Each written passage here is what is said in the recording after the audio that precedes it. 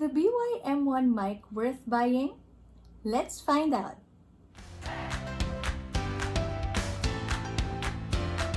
Welcome to Learn with Lala. This episode might be helpful para sa mga kapwa kong teachers who are preparing for online learning this coming school year. Also, pwede rin sa mga baguhang YouTuber na katulad ko na nag-iisip kung kailangan ba natin talaga ng special mic? Or pwede naman na ang regular earphone mic? So if you want to know the answer, tune in, watch the rest of the video, and see for yourself. Finally, dumating na ang pinakahihintay na mic. I ordered this through Shopee last May 15, and after 12 days, dumating na din. Naka-bubble wrap pa. So, this is the first time na mag-unbox tayo ng item here in this channel.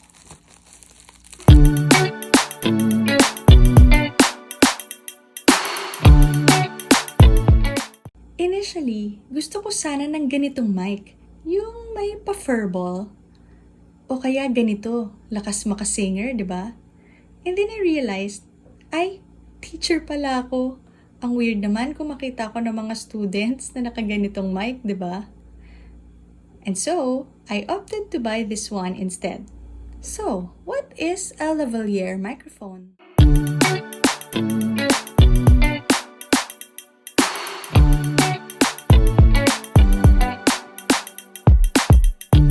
So basically, this is how this Boya mic looks like.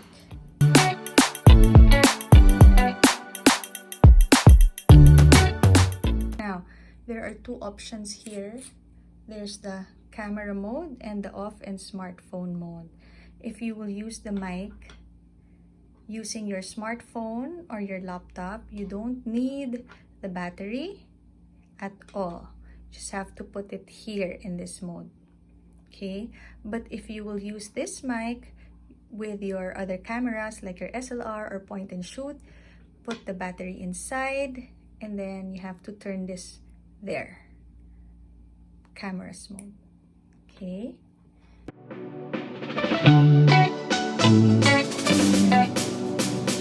Let's first try it using a laptop. Right now, I am not using any mic. I am recording the screen and this audio using the Loom app. Test mic 1, 2, 3. Test mic. Now I'm using the earphone mic. Test mic 1, 2, 3.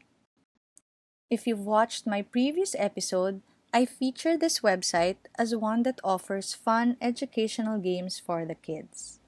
Let me know if you've tried it out. It's called arcademics.com. Lastly, this is how the Boya mic sounds like on a laptop. Do you hear any difference?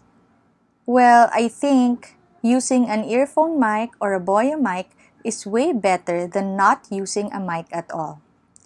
Up next, let's try the mics using a smartphone to record. Right now, I am using the built-in mic from the Apple earphones and it's connected directly to my phone.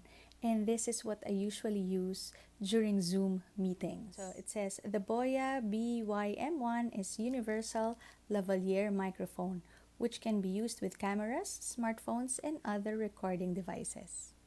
So once again, this is the mic from the Apple earphones. Alright, now let's try the Boya mic. There you go. So I'll read a sentence that I read earlier. The Boya BY-M1 is universal lavalier microphone which can be used with cameras, smartphones, and other recording devices. I'm still using the same volume that I used earlier.